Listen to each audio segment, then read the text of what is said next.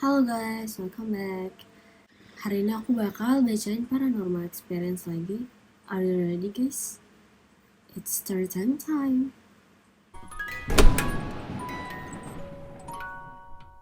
Misteri Hotel Si Penari.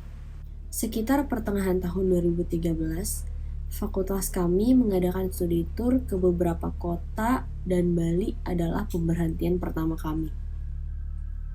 Aku berkuliah di salah satu universitas swasta terbesar di kota ini.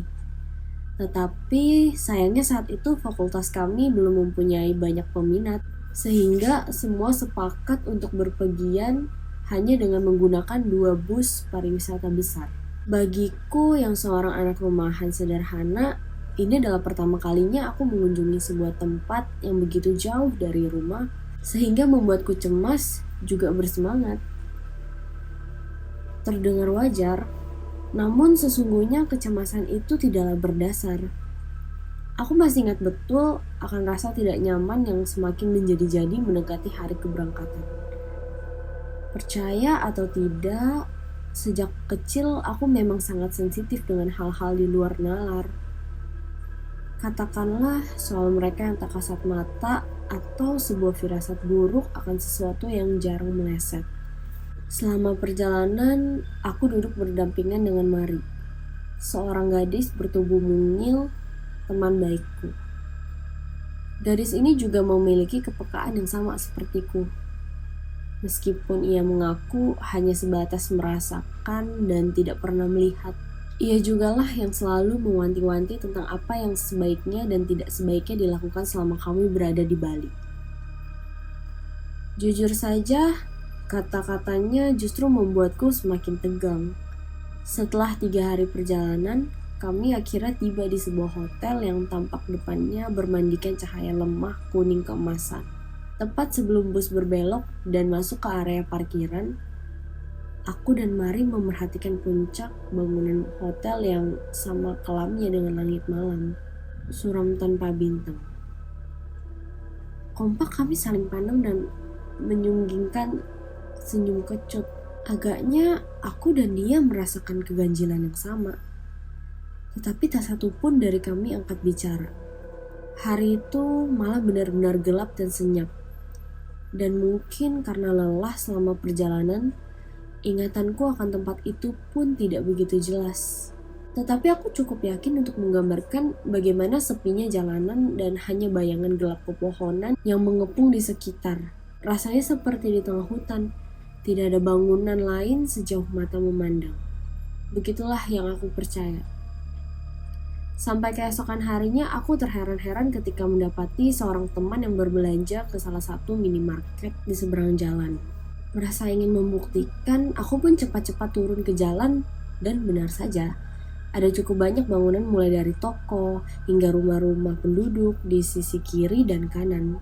Meski begitu, belakangan aku mengetahui bahwa daerah tersebut memang baru saja mulai dikembangkan dan hotel itu merupakan bangunan baru yang karenanya kami mendapatkan harga lebih murah.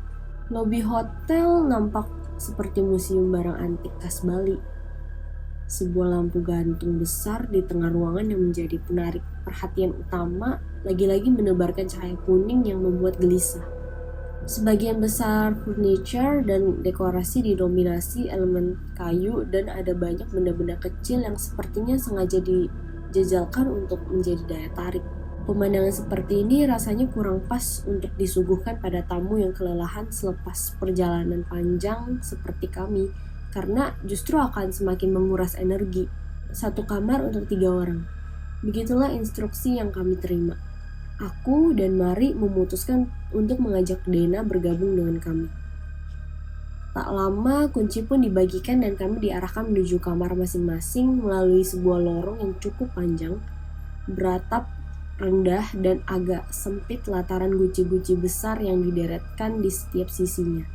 Di dinding juga tergantung lukisan-lukisan yang tak kalah besar. Aku takut dengan lukisan. Setiap kali melewati lorong itu, aku selalu menundukkan kepala, jadi aku tidak pernah tahu lukisan macam apa yang mereka pajang di sana.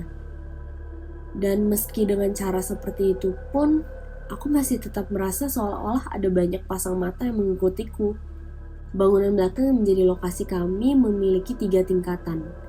Lantai dasar untuk para dosen, lantai 2 untuk mahasiswi, dan lantai 3 tentu saja mahasiswa.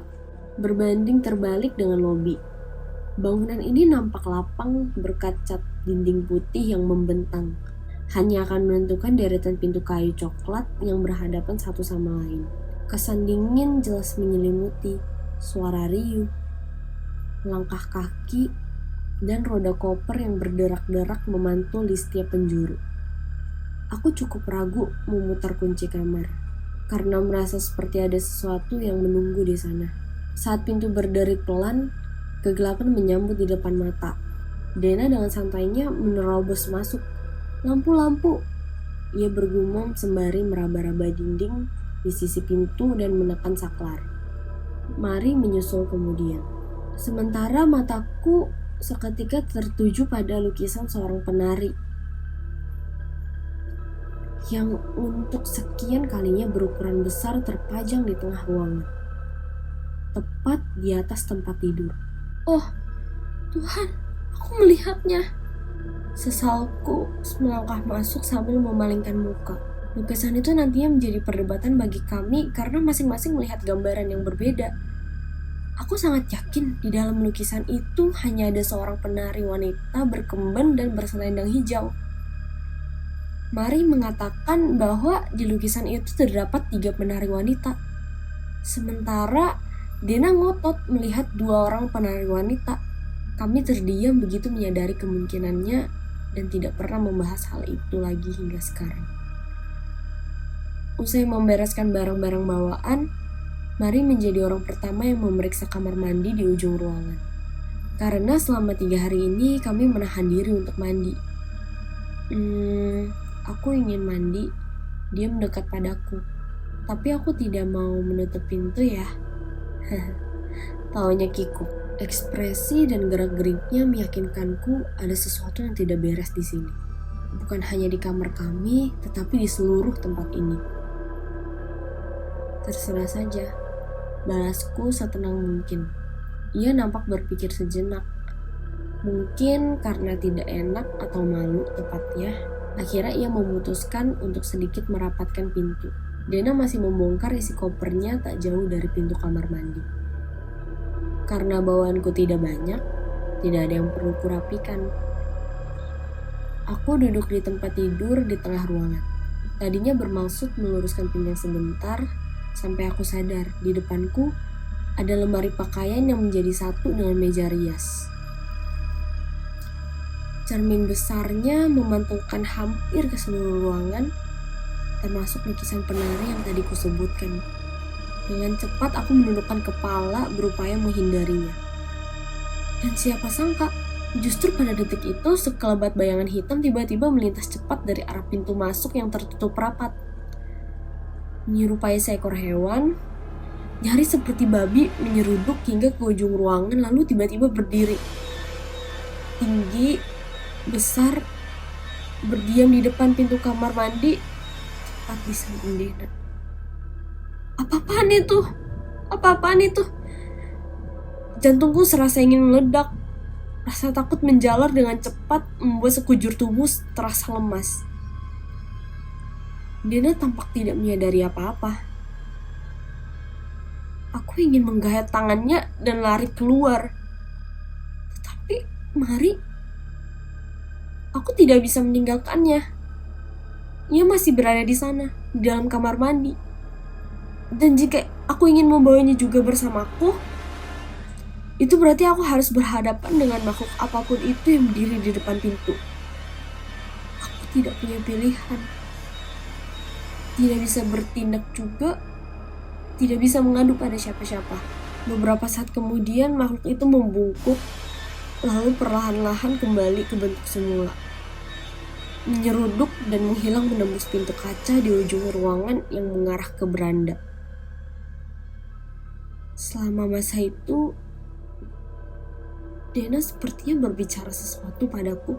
Namun karena ketakutan, aku sama sekali tidak bisa mendengar dengan jelas ucapannya. Iya, aku merespon sekenanya. Mari keluar dari kamar mandi dengan gelagat biasa. Aku tidak serta-merta bercerita, tetapi saat kami dalam perjalanan pulang, ia membuat pengakuan. Kau tahu, malam pertama saat aku di kamar mandi, rasanya ada seseorang berdiri di depan pintu dan memperhatikanku. Itu berarti tidak ada kesalahan atas apa yang kulihat. Mari juga mengatakan bahwa cermin yang berada di dalam kamar mandi membuatnya takut. Aku pun merasakan hal yang sama. Masing-masing dari kami, sekalipun saat pagi hari, selalu menutupi atau setidaknya menghindari berlama-lama di hadapan cermin tersebut. Karena sudah merasa tidak aman, malam itu serta-merta aku mengambil posisi tidur di tengah ranjang. Mari di sisi kiri arah pintu masuk, sedangkan Dena di sisi yang lainnya.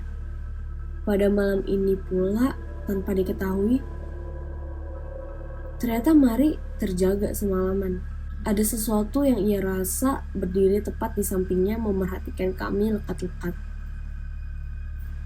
Merasa takut, ia bersembunyi di balik selimut dan berusaha tidur sambil memelukku. Tetapi hawanya dingin, terus-menerus menyusuri punggungnya hingga pagi. Aku mengerti sekarang mengapa kau sempoyongan sejak pagi. Benar, tetapi aku tidak seberapa dibandingkan kamu. Kenang Mari. Di malam kedua, usai mengadakan kunjungan ke beberapa tempat, kami kembali ke hotel sebelum maghrib. Tekanan udara berat seolah memenuhi kamar. Hawa dingin merayap cepat. Bak sengatan listrik dari ujung kaki hingga kepala membuat tubuh bergidik. Padahal AC belum dinyalakan sama sekali. Aku masih berpikir mungkin aku masuk angin. Aku merebahkan diri di tempat Mari tidur semalaman. Sementara kedua teman-temanku itu bergiliran mandi. Kurasakan ada sesuatu yang mau memegangi tanganku dengan erat. Semakin lama, aku semakin menggigil. Hingga akhirnya memutuskan menggulung diri dengan selimut. Tetapi rasa dingin itu justru semakin menjadi-jadi. Jari jemariku mulai gemetar dan mati rasa seperti saat aku menggenggam balok es terlalu lama. Gigi pun bergemeretak. Mari, panggilku lemah. Kamu sholat? Mari tak lantas menjawab. Ia memberiku tatapan curiga. Kenapa? Tanyanya. Walaupun aku yakin ia tak membutuhkan jawaban. Salatlah. Kalau Dena mau berdoa juga boleh, tambahku kemudian. Dena dan kami berbeda keyakinan. Karena saat itu aku sedang datang bulan, hanya Mari yang bisa sembahyang. Meskipun berusaha aku tahan, sepertinya mereka berdua tahu kalau aku tidak sedang baik-baik saja. Terutama Dena. Ia yang biasanya datar dan paling rasional, kali ini jelas menyuratkan kengerian dalam ekspresinya. Kita minta Rosa dan teman yang lain di kamar sebelah untuk sholat di sini juga ya, usul Mari. Aku mengiyakan. Ia lalu beranjak. Bukannya menemaniku, Dena justru lari menyusulnya. Tunggu, aku ikut. Pintu kamar yang dibiarkan terbuka tiba-tiba bergerak menutup perlahan. Itu bukan gerakan yang umumnya disebabkan oleh angin, tetapi sebuah gerakan terputus-putus yang didorong sedikit demi sedikit oleh sesuatu yang berada di balik pintu itu sendiri. Aku tidak bisa mengatakan kalau aku benar-benar melihatnya, tapi aku yakin ia berada di sana. Khawatir akan terkunci sendirian, aku melompat secepat kilat dan menahan pintu itu sebelum menutup sempurna. Dena dan Mari yang berada di ambang pintu kamar sebelah menatapku dengan getir. Cepatlah, batinku dalam hati. Kalau tiba-tiba lari terbirit-birit keluar, sudah pasti akan menimbulkan kegaduhan. Makanya aku mencoba untuk tidak meninggalkan kamar. Meski menyimpan banyak tanda tanya yang tertulis jelas dalam raut muka mereka, Rosa dan teman-temannya setuju untuk beribadah di kamar kami. Mereka juga menerima permintaan Mari dan membiarkan kami menumpang di kamar mereka malam ini. Kondisiku seketika membaik begitu meninggalkan kamar terkutuk itu. Usai mengambil barang-barang yang sekiranya diperlukan pada saat bersamaan, mahasiswa yang berada di kamar seberang juga membuka pintu. Situasi semakin rusuh, karena sepertinya mereka mengerti mengapa kami membawa banyak barang dan memutuskan untuk bergabung dengan kamar sebelah. Ada apa? Ada apa? Oh, hei, cepat. Lebih baik kita bergabung juga dengan yang lainnya. Begitulah salah seorang dari mereka memberi perintah dan kehebohan. Di lantai 2 pun tak terelakkan. Kami bertiga yang walau menumpang dipersilakan untuk tidur di ranjang. Mungkin Rosa dan yang lainnya merasa prihatin, terutama melihat kondisiku yang sebelumnya terus-menerus meringkuk. Malam semakin larut. Semua lalap tertidur kecuali aku. Tidak ada apa-apa, karena kupikir setelah ini semua akan baik-baik saja. Ternyata tidak. Entah jam berapa mulainya saat tiba-tiba suara gamelan terdengar dengan jelas dari arah jalanan. Suara yang bersahut-sahutan tertata dengan irama yang sempurna layaknya sebuah pagelaran atau pesta. Bahkan sekalipun aku menutup telinga, suara itu seolah tak terhalang. Bunyi-bunyian itu membuatku tertekan. Sambil memegangi kepala, aku mencoba bangkit dari tempat tidur, berusaha untuk menenangkan diri. Ada apa? Dena membuatku terlonjak. Entah memang karena ia belum tidur atau tidak sengaja terbangun, aku tidak tahu. Tetapi kegelisahan di dalam suaranya sangat kentara. Aku mendapatkan kesan kalau ia takut aku kerasukan. Ini tidak bagus. Jangankan bertanya soal ini tidak bagus. Jangankan bertanya soal gamelan. Melihatku bergerak sedikit saja, dia sudah ketakutan. Tidak apa-apa. Aku mencoba menenangkan dan kami pun kembali menjatuhkan diri ke ranjang.